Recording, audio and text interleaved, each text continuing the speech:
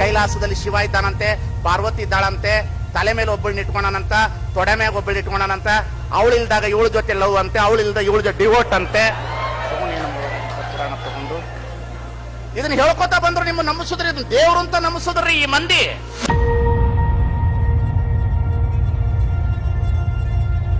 ಈ ಹೆಣ್ಣು ಮಕ್ಕಳು ಸೋಮವಾರ ಸೋಮೇಶ್ವರನ ಪೂಜೆ, ಮಂಗಳವಾರ ಮಂಗಳಗೌರಿ ಪೂಜೆ, ಬುಧವಾರ ಭೂದೇವಿ ಪೂಜೆ, ಗುರುವಾರ ಗುರುರಾಯರ ಪೂಜೆ, ಶುಕ್ರವಾರ ಅಷ್ಟಲಕ್ಷ್ಮಿಯರ ಪೂಜೆ, ಶನಿವಾರ ಶನಿಮಾತ್ಮನ ಪೂಜೆ, ಭಾನುವಾರ ರಜಾ. ಅದಕ್ಕಾಗಿ ಎಲ್ಲ ದೇವ್ರಿಗೂ ರಜಾ.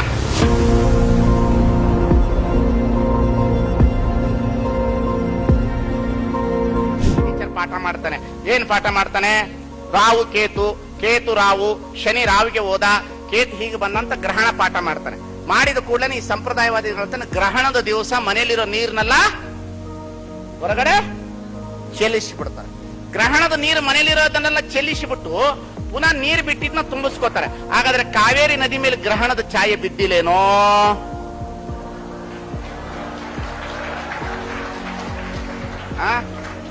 ಹೇಳ್ರಮ್ಮ.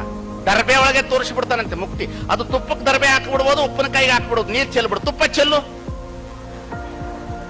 ಉಪ್ಪಿನಕಾಯಿ ಚೆಲ್ಲು, ಖಾರದ ಪುಡಿ ಚೆಲ್ಲು.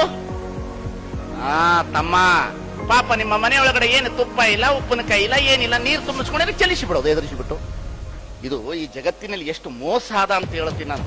ಅದಕ್ಕೆ ವಿದ್ಯಾರ್ಥಿಗಳೇ ದೇವರು ನಿಮಗೆ ಒಳ್ಳೆಯ ಕಣ್ಣು ಕೊಟ್ಟಿದ್ದಾನೆ. ಪುಸ್ತಕಗಳನ್ನು ಓದಿ. ಈ ಸ್ವಾಮಿ ಹತ್ರ ಹೋದ್ರೆ ನನ್ನ ಉದ್ಧಾರ ಆಗ್ತದ, ಆ ಸ್ವಾಮಿ ಹತ್ರ ಹೋದ್ರೆ ಉದ್ಧಾರ ಆಗ್ತದ. ಈ ಹೆಣ್ಣು ಮಕ್ಕಳು ಸೋಮವಾರ ಸೋಮೇಶ್ವರನ ಪೂಜೆ, ಮಂಗಳವಾರ ಮಂಗಳಗೌರಿ ಪೂಜೆ, ಬುಧವಾರ ಭೂದೇವಿ ಪೂಜೆ, ಗುರುವಾರ ಗುರುರಾಯರ ಪೂಜೆ, ಶುಕ್ರವಾರ ಅಷ್ಟಲಕ್ಷ್ಮಿಯರ ಪೂಜೆ, ಶನಿವಾರ ಶನಿಮಾತ್ಮನ ಪೂಜೆ, ಭಾನುವಾರ ರಜಾ. ಅದಕ್ಕಾಗಿ ಎಲ್ಲ ದೇವ್ರಿಗೂ ರಜಾ. ರಜಾ ಮುಗಿಸಿ ಬಿಡೋದು. ಎಷ್ಟು ಚೆನ್ನಾಗಿದೆ. ಏನ್ ನಡೆದದ ನೋಡ್ಬೇಕು. ಬೆಳಗ್ಗೆ ಒಬ್ಬೊಬ್ಬ ಹೇಳತ್ತಿ. ಈಗ ಒಬ್ಬ ಅವ ನರೇಂದ್ರ ಶರ್ಮಾ ಈಗ ಕತ್ತಾನ, ಈ ವರ್ಷ ಮದುವೆ ಆದ್ರೆ ಮದುವೆ ಅಂತ, 4 ವರ್ಷ ಮದುವೆ ಇಲ್ಲ ಅಂತ ಅಂದಾನ ಇಲ್ಲ.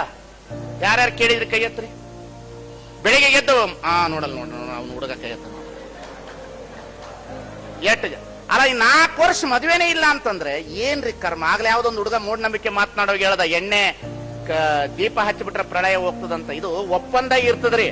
ಹಳೆ ಎಣ್ಣೆ ಇದೆ ನೋಡ್ರಿ, ಸತ್ತಾಗ ಬಾಳ ಕಾಯಿ ಬಂದಿರ್ತದ. ಸತ್ತಾಗ ಯಾರ್ದಾರ ಮನೆ ಕಾಯಿ ಬಂದಿರ್ತದಲ್ರಿ, ಆ ಕಾಯಿ ಮಾರಾಟ ಮಾಡೋದ್ರಿ. 500 ಪುನಃ ತಂದು ಕಾಯಿ ಅಂಗಡಿ ಕೊಟ್ಟಿರ್ತಾನ. ಪುನಃ ಅದೇ ಕಾಯಿ ತಗೊಂಡು ಬರೋದು ಹೊಡ್ಯಾಕ. ಅದು ಹೊಡಿಬಾರ್ದು ಅಂತ ಪದ್ಧತಿ ಮಾಡಿ ಇಟ್ಬಿಡ್ತಾನ, ಅವ ಮಾರ್ತಾನ. ಇವೆಲ್ಲ ಸಮಾಜದಲ್ಲಿ ಬಹಳ ಹೊಲಸುತನದ ಪರಮಾವಧಿ ಇದೆ. ಅದಕ್ಕಾಗಿ ನೀವು ಮುಕ್ತರಾಗಬೇಕು. ನಿಮ್ಮ ಕಣ್ಣುಗಳೆಲ್ಲವೂ ಸ್ವಚ್ಛ ಆಗಬೇಕು, ನಿಮ್ಮ ಕಿವಿಗಳೆಲ್ಲವೂ ಸ್ವಚ್ಛ ಆಗಬೇಕು, ನಿಮ್ಮ ಹೃದಯಗಳೆಲ್ಲವೂ ಸ್ವಚ್ಛ ಆಗಬೇಕು. ನಾವು ದೇವರಿಲ್ಲ ಅಂತ ಹೇಳ್ತಾ ಇಲ್ಲ.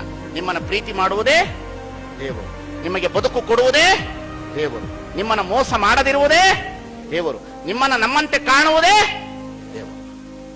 ಇದು ದೇವರು. ಸುಮ್ಮನೆ ಇಲ್ದಿರೋ ದೇವ್ರು ತಗೊಂಡೇನು ಮಾಡೋಣ? ಕೈಲಾಸದಲ್ಲಿ ಶಿವ ಇದ್ದಾನಂತೆ, ಪಾರ್ವತಿ ಇದ್ದಾಳಂತೆ, ತಲೆ ಮೇಲೆ ಒಬ್ಬಳನ್ನ ಇಟ್ಕೊಂಡಾನಂತ, ತೊಡೆ ಮ್ಯಾಗ ಒಬ್ಬಳನ್ನ ಇಟ್ಕೊಂಡಾನಂತ, ಅವಳಿಲ್ದಾಗ ಇವಳ ಜೊತೆ ಲವ್ ಅಂತೆ, ಅವಳಿಲ್ದ ಇವಳ ಜೊತೆ ಡಿವೋಟ್ ಅಂತೆ. ಪುರಾಣ ತಗೊಂಡು ಇದನ್ನ ಹೇಳ್ಕೊತಾ ಬಂದ್ರು ನಿಮ್ಮ ನಂಬಿಸುದ್ರಿ, ಇದನ್ನ ದೇವ್ರು ಅಂತ ನಂಬಿಸುದ್ರಿ ಈ ಮಂದಿ.